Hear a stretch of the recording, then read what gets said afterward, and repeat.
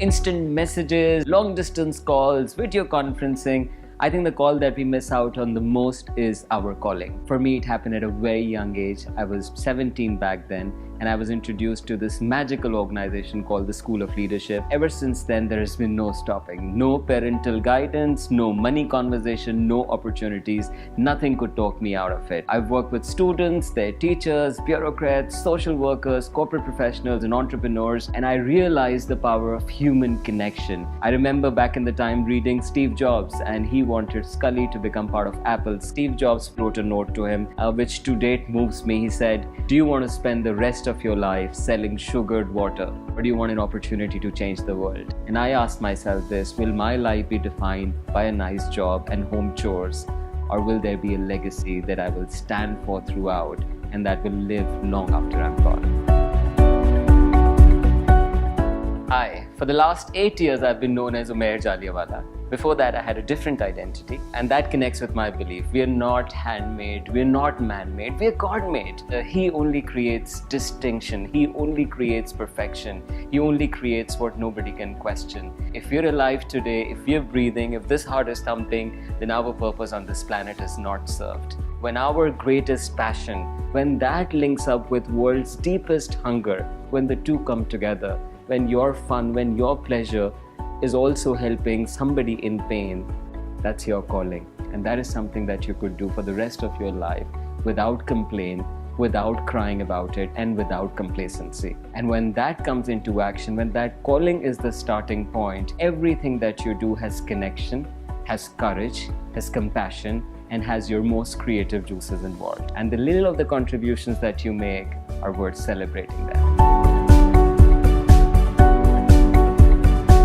I think the question is, what doesn't? I don't know who I am, I don't know how am I cut out, but I get excited by the tiniest of the things. Right now in this room, the very lights and the cameras and the lenses and the railings and all of it, and I wonder, where did these things come from? This is just the last 100 years that we have come this far, and before that, all the evolution that has happened. So yeah, the question is, what doesn't turn you on?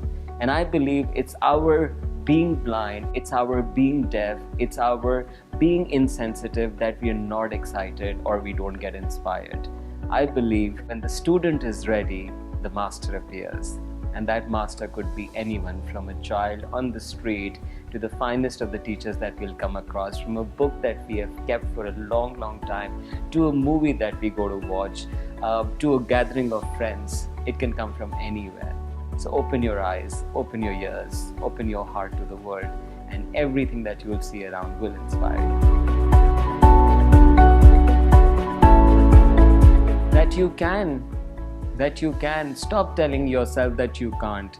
I know the news around, I know how we in our evolution have sort of stuck to the bad news only, the don'ts that we have been told over and over, and somehow this powerful being that we are, the trillions of computers functioning here and the thousands of emotions here, and this fantastic wiring of the vessels and the veins and the sensations that we are able to get in this body, and this fascinating world, the possibilities are endless. So stop telling yourself that you can't. In fact, I believe we owe it to the Creator who has given us this opportunity. All the talents that you have, from your time to your body, to your emotions, to your mind, to your spiritual powers, bring that out into action. You must. You owe it.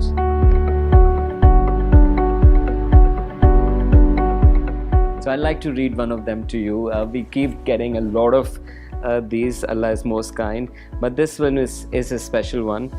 I don't know if you're ever going to read this or not, but anyways, there comes a point in your life when you can't take it anymore and you just want to end the pain, and whatever it is at that point in your life. I don't remember the date when you came to our college. I was forced into this workshop by a friend. I was a mess that day and I've almost given up, but I don't know what happened.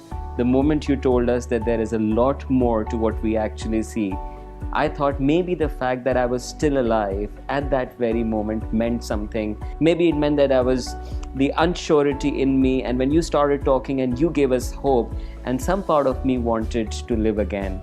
And for that, I wanted to thank you. Keep doing what you're doing. I don't know about others, but it kept me alive. it's beautiful, and I know for a fact that it doesn't happen because it doesn't come from us. I think it comes through us, because as genuine as you get in this profession, you start receiving ideas, and once it comes out from your most genuine part, it hits hard as well. It touches hearts, and all the theatrics and dramatics can take aside, because it's heart speaking to a heart, and that changes things.